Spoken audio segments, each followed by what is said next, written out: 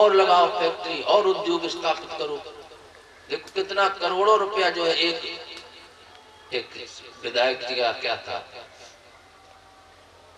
MP के घर में जो है 354 करोड़, बताओ इतना पैसा रोके रखे।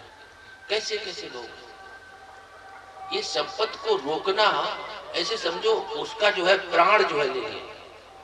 जो पूंजी है अगर सर्कुलेट होती रहे समाज में तो उससे क्या होता, नए नए उद्योग चलते हैं, नए नए कारखाने चलते हैं।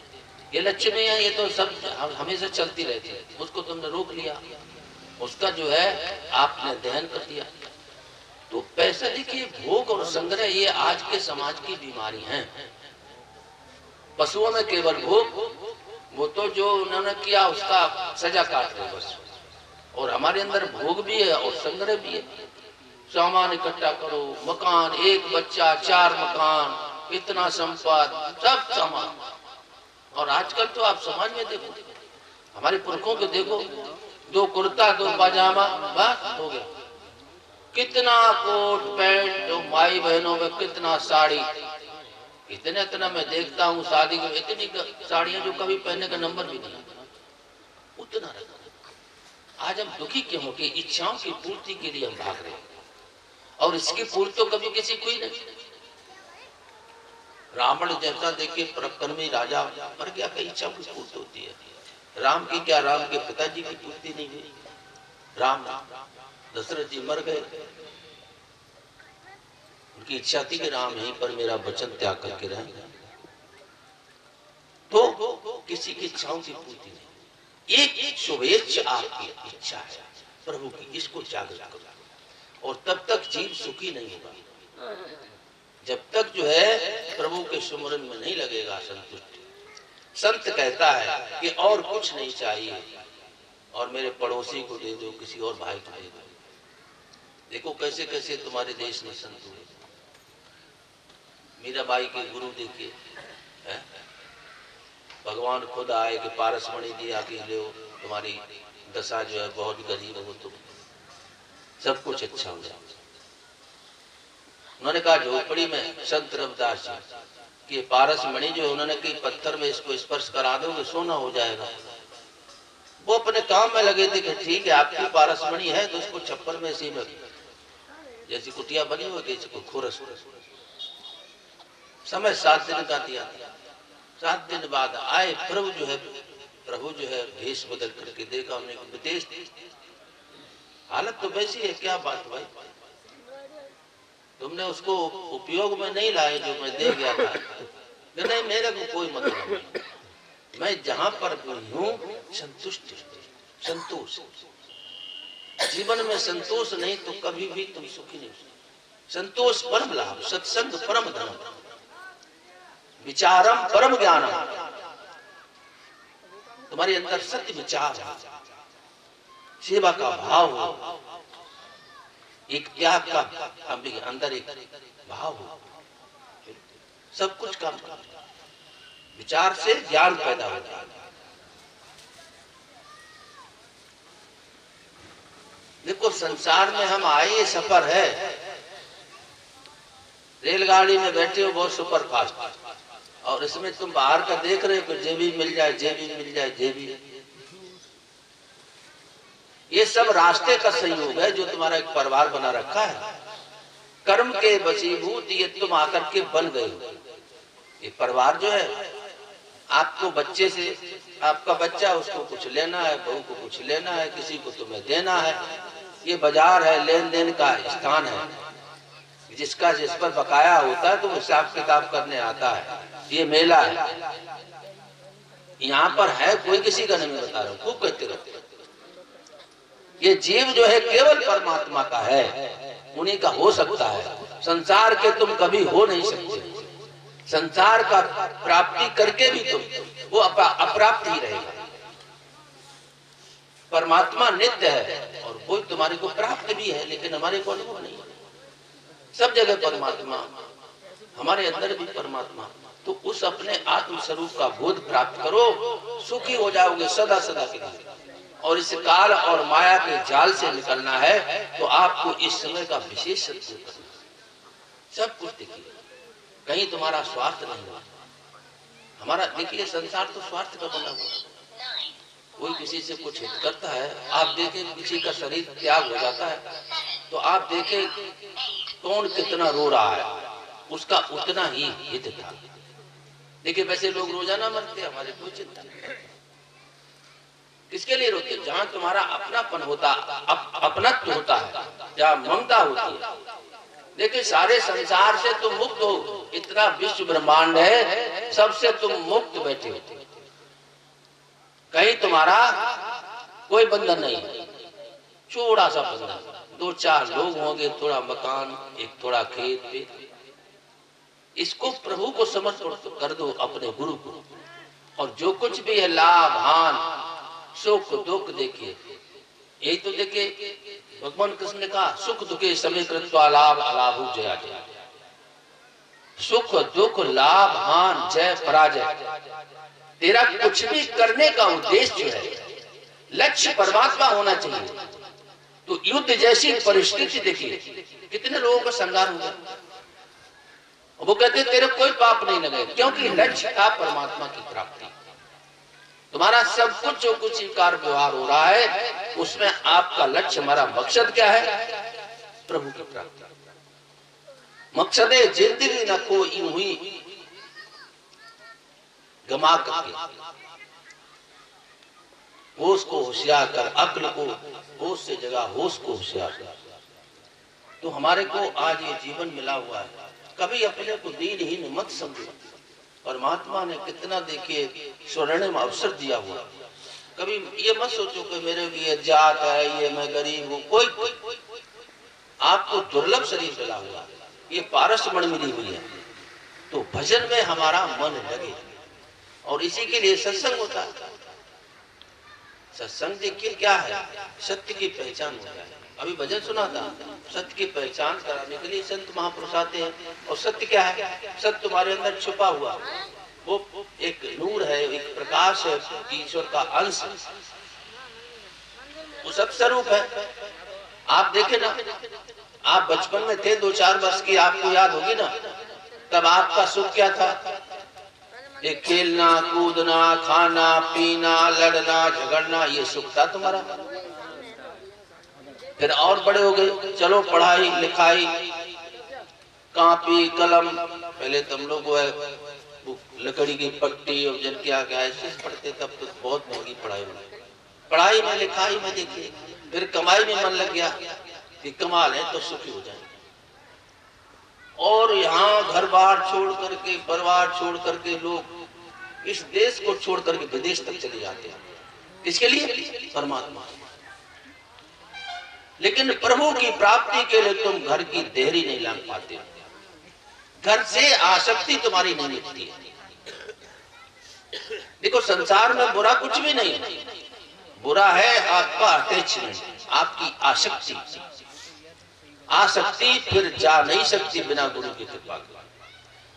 जब तक तुम अपने स्वरूप का बोध नहीं होगा तब तक इस संसार से आप आसक्ति को हटा नहीं सकते, घर कर गई। जब तुम्हारे को हम जान लेंगे कि मैं क्या हूं, तुम ना स्त्री हो, ना पुरुष हो, ना जवान हो, ना बच्चे हो, सब एक स्वरूप, ईश्वर अंश जीव अविनाश, एको देवासुर भूतेश तिष्ठा, सर्वभूतांतरात्मा साक्षी केवलो निर्गुण।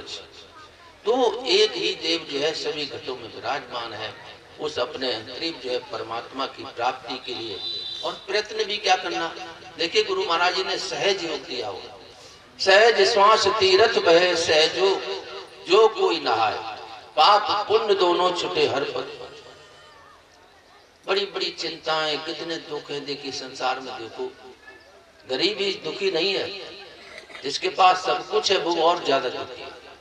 इस संसार में जिसने जितना चित्त को फैला लिया है उतना ही दुख। चाहे प्रधानमंत्री हो चाहे जोगी हो, प्रधानमंत्री को सोने का समय वो हवाई जहाज मिलता हो तो मिलता हो, दिन रात तुम अच्छे हो, हम सब अच्छे। मैं कहता हूँ गरीब अच्छा है, दिन में कमाया शाम को खा लिया, नींद तो आ रही अपनी बढ़िया। लोग देखिए नींद की जो है गोलियां खाते हैं तब कहीं नींद आती है, और कहीं खबर आई इस उद्योग में, इस फैक्ट्री में इतना लाभ हो गया, और कहीं दिया कि इसमें तुम्हारे को इतना घाट हो गया, तो बड़ा चिंता, बड़ी।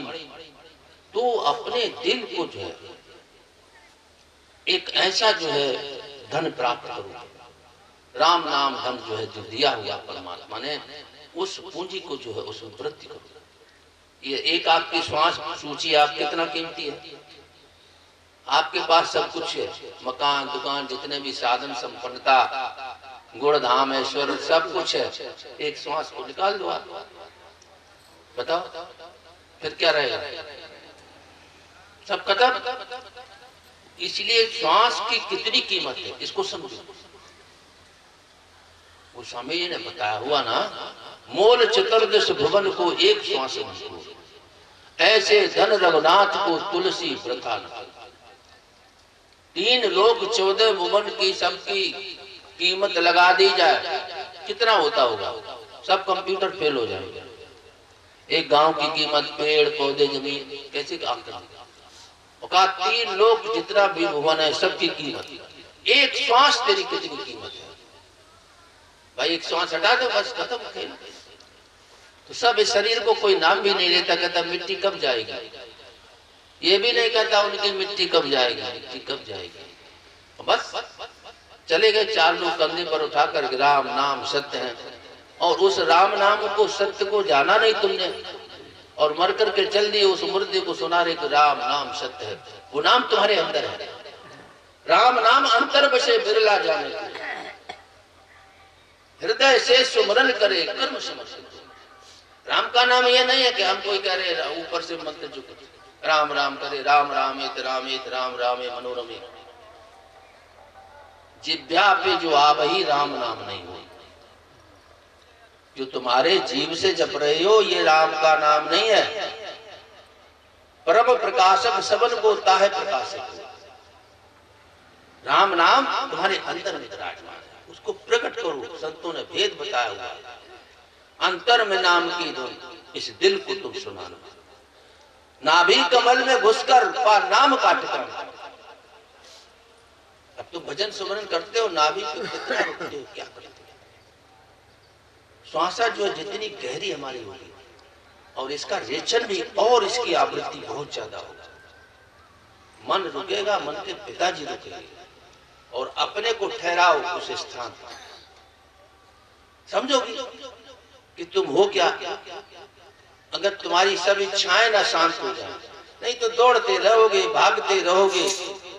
अभी हमने दुनिया कहाँ देखी, अभी तो टीवी में बहुत कुछ दिखाया जाता है। अब उतनी जितना तुम देखते हो उतनी इच्छा और बढ़ती है। तो ये सारी इंद्रियां जो है आपकी, सब इंद्रियां, मन चित्त बुद्ध, ये जितना फैलाव है इसको समेटना है आपके अंदर, इसको योग कहते हैं। संनियम इंद्रिय ग्रामम सर्वत्र सम बुद्धिया ते प्राप्तवंत माम सर्वभूत दीर्घा। परमात्मा को प्राप्ति के लिए आपका इंद्रियों पर संयम। कहाँ इंद्रियों का संयम? आंख ने देखा भाग दिए, किसी रूप को देखा, किसी और सुंदर दृश्य को देखा, कान ने कुछ शब्द सुना भाग दिए, नासिका ने कुछ गंध, अच्छा कुछ सुगंध देख ली, चलो। वही तो रावण है जो सारी इंद्रियों से जो है अपने को जो है बाहर ढकेलता है। देखिए रावण कितना विद्वान था, जिसने देखिए तमाम वेदों पर भाष्य लिखे, लेकिन उसका लक्ष्य जो है परमात्मा प्राप्ति नहीं था, उसका लक्ष्य केवल भोग और संग्रह था। रावण जितना विद्वान कोई हुआ ही नहीं। 4 वेद 6 शास्त्र जितने भी पुराण सब कंठस्थ पंडित जी को, लेकिन उसका मकसद नहीं था परमात्मा प्राप्त। वृत्तियां राक्षसी थी, तो इन वृत्तियों से आपको अपने को ऊपर उठाना, उपरामता की स्थिति को प्राप्त करना। तुम सबसे अलग हो, इसको समझो। तुम इस संसार की तमाम जो है इच्छाओं से, वृत्तियों से उपराम अलग अपने को स्थित करो। जीवन आपका इतना अच्छा बनेगा तुमने कल्पना भी नहीं की। इस संत महापुरुष की इनकी यादें जो बनी हुई हैं, इनको हम अर्चन पूजन बंधन करते हैं, क्या है? परमात्मा तुम्हारे बिल्कुल साइड से निकल जाता है, लेकिन हम पहचानने की कोशिश नहीं करते। क्योंकि उसे मतलब नहीं, तुम्हारे अंदर प्यास नहीं है ना। तुम्हारे आंगन में नदी बह रही हो, तुम समंदर के किनारे जा रहे हो, तुम्हारे अंदर प्यास नहीं तो क्या मतलब? जाके आंगन है नदी सूखत मरत प्यास। तुम्हारे अंदर भूख नहीं है तो कोई देखिए बच्ची, कोई आपकी पत्नी माँ कितना अच्छा भोजन बनाए, बेटा खा लो, और बच्चे ने थोड़ा जो है मेरे मन से उसमें से थोड़ा गिलास तोड़ा, अरे इसमें नमक नहीं, इसमें मिर्च नहीं, क्या कर दिया, क्योंकि उसको भूख नहीं है। और भूख जब लगती है तब आप 2-3-4 दिन की बासी रोटी, मैंने देखा छप्पर में जो खुरसा हुआ टुकड़ा, उसको निकाल करके खाते। तो परमात्मा की भूख को पैदा करना। इस संसार को देखो बड़ी नजर से। आपके सामने, हमारे सामने कितने कितने लोग चले गए, बताओ ना। कुछ तो चले गए तुम्हारे पहले आए हुए थे इस संसार में, कुछ तो तुम्हारे जो बाद आए वो भी चले गए। हम लोग तो ब्याज में जी रहे, और मौत का कुछ पता है? बताओ, मौत का कोई पता है? ये शरीर का कब तबादला हो जाएगा, तबद्दुल में रहता है आलम हर घड़ी। ये संसार कैसा है? परिवर्तनशील। आप देखिए हर क्षण शरीर बदल रहा, तुम्हारा संसार बदल रहा। आप पिछले वर्ष भी इस गांव में आए होंगे, गलियों को देख लो या मकानों को देखो, बदल रहा है, पेड़ पौधे सब कुछ बदल रहा है, तुम बदल रहे हो। लेकिन ये बदलाव इतनी तेजी से हो रहा है कि तुम इसको समझ नहीं पा रहे।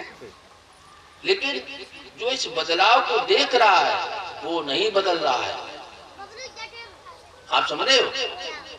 आपने बचपन में जो देखा था वो आज नहीं है, लेकिन तुम वही हो, तुम नहीं बदल रहे हो। तुम इस सृष्टि के साक्षी हो, तुम इसके नियंता हो, तुम मालिक हो। तुम शरीर नहीं हो, शरीर के मालिक हो तुम। लेकिन शरीर, इसको मैंने शरीर समझ रखा है। तुम चेतन होकर के जड़ बन गए हो। तन रहते तुम चेतन खोजो और जड़ का छोड़ो सहारा। संत सदगुरु की शरण में जाओ और खोले कुल पजारा। उसकी शरण में ऐसे नहीं कि बेमन से आया कोई अटका के भटका के, चलो मुकदमा तुम जीत जाओगे, शादी हो जाएगी, तुम्हारे को धन संपत्ति। ये इच्छाओं को लेकर देखिए संत के पास नहीं आना चाहिए। मैं बता रहा हूं, इसके लिए देवता बने हुए। जाओ भाई लक्ष्मी की पूजा करो, लक्ष्मी आ जाएगी, लेकिन कब तक रहेगी ये कयास है। और वो बनी भी रहे लेकिन तुम नहीं रहोगे। गणेश जी के पास चले जाओ, जितने सबके पास भौतिक इच्छाओं के पूर्ति के लिए तमाम देवी देवता। यहाँ पर एक इच्छा जो है तुम्हारी परमार्थिक इच्छा, जो तुम्हारी जीवन की प्यास है, तमाम जन्मों की तुम्हारी भूख है, उसके लिए संत के देखिए। भूप राज तज होए विरागी, मुनवर जतन करे जयलागी। इस योग की प्राप्ति के लिए बड़े बड़े राजाओं ने अपने सर के मुकुट जो है संत महापुरुषों के चरणों में चढ़ा दिया। लेकिन हमारे को ये ज्ञान मिल भी गया, लेकिन दवा का सेवन किया नहीं, परहेज किया नहीं, इसलिए फायदा नहीं होता। ऐसे चले आते हैं रोते हुए। अगर उपदेश लिया, धन संपत्ति, दुकान कुछ बड़ा हो गया तो कहना ठीक है। गुरु ये सब नहीं था। गुरु चाहता तुम्हारे जन्म जन्म का, कई जन्मों का जो कष्ट है सब खत्म। अनेक जन्मों की देखिए हमारे अंदर में जो है ये चाहते भरी हुई, ये जो कोष भरा हुआ है ना, कर्म कोष, और उसी कोष में देखिए अभी जो तुम कर रहे हो ना, ये क्रियामान, और ये जमा हो करके संचित हो गया। कर्म 3 तरह के, और उस संचित कर्म कोष से जो आप लेकर के आते हैं, नवीन जो है शरीर धारण करके आते हैं, उसको प्रारब्ध बोलते हैं। और प्रारब्ध से गुजरना पड़ता है। ये समय मिला हुआ है, तमाम जन्मों का जो कर्म कोष जमा हुआ है बैलेंस आपके, उसको भी खत्म कर सकते। संत महापुरुष की शरण में जाकर के अपने को जान करके, ज्ञान अग्नि दग्ध कर्माण तमाहु पंडितम बुधाय। पंडित किसको कहा है? जिसने अपने अंदर में योग अग्नि को प्रकट करके अपने जन्म जन्मांतर के कर्मों को भस्मसात कर दिया, निरपेक्ष हो गया। ऐसे संत महापुरुषों की शरण को प्राप्त करके अपने जीवन का लक्ष्य प्राप्त करो। नहीं तो तुम चाहे धनी बन करके मर जाओ, चाहे एमएलए एमपी मुख्यमंत्री बन करके मर जाओ, चाहे फकीर बन करके मर जाओ, दिन भर जो भीख मांगता है। लेकिन क्या है, जन्म मरण में एक से सहजो दो नहीं है। सहजो भाई ने कहा देखे जन्मने मरने में तो भाई एक ही से, राजा बन के बन जाओ चाहे फकीर बन के मर जाओ।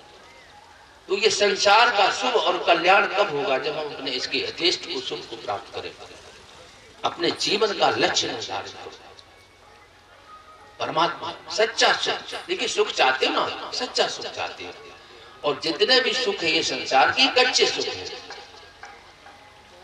कच्चे कैसे, जैसे कच्चा घड़ा होता ना, आवा में जो पकाया हुआ ना हो बर्तन और उसमें जल भर दो तो कितनी देर जल रुकेगा, फूट जाएगा घड़ा। तो ये कच्चे सुख है। और संसार का प्रत्येक सुख दुख दे करके जाता है, इसमें स्थायित्व भी नहीं और परिणाम में ये दुख दे करके जाता है। सुख और दुख ये जुड़वा भाई है। सुख आपके घर गया तो अपने भाई को बता करके जाता है, मैं फला गांव में और फला मोहल्ले में ये नाम का है, उसके यहाँ जा रहे हैं, आप आ जाना भाई साहब। आप देखिए संसार का कोई भी सुख हमें बताएं, तुरंत शादी विवाह पानी संस्कार देखिए, आपको शाम को जाते ना दावत में, ये लगता कोई महल बना दिया, कैसे कैसे मैरिज होम बने हुए, आप लगता वास्तव में स्वर्ग है। सब लोग सजे धजे, आप जैसे देवलोक में आ गए। और तुम उसी पंडाल में जो है सुबह के भोर के जो है 3-4 बजे जाओ,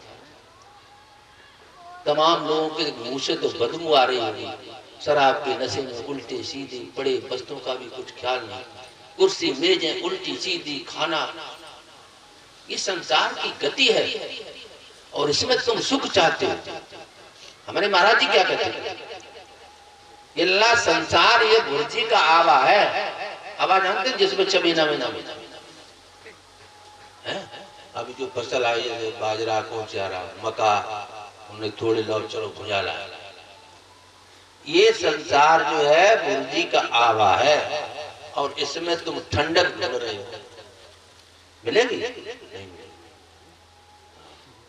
तो सुख चाहते हो, सुख भी आएगा तुम्हारे प्रारब्ध और कर्म के अनुसार, सुख भी आएगा लेकिन वो चला जाएगा, दुख भी आएगा। ये आने जाने वाले हैं।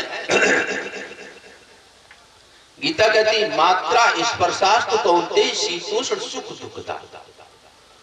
कैसे हैं, जैसे अभी सर्दी आ रही, फिर देखिए क्या गर्मी आ जाएगी, क्या आ जाएगी, गर्मी आएगी। तो ये आकर के चले जाने वाले हैं, इनमें तो मत फंसो, इनका स्वभाव है। सुख भी आएगा दुख भी आएगा।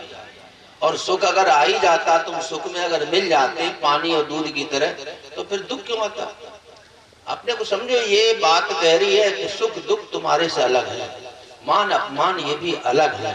ये मन के तमाम गुण धर्म है, तुम इनको देखने वाले हो, तुम इनके साक्षी हो, दृष्टा हो। संसार सब तुम्हारे से अलग है। तो अपने उस परमात्मा के रूप को, स्वरूप को समझो, जीवन में अच्छा चाहते हो और जितना शेष रह गया उतने में कर दो। तुम्हारी आखिरी श्वास भी अगर प्रभु की याद में चली गई, इनसे तुमने उपदेश लिया, इनकी याद में अगर चली गई तो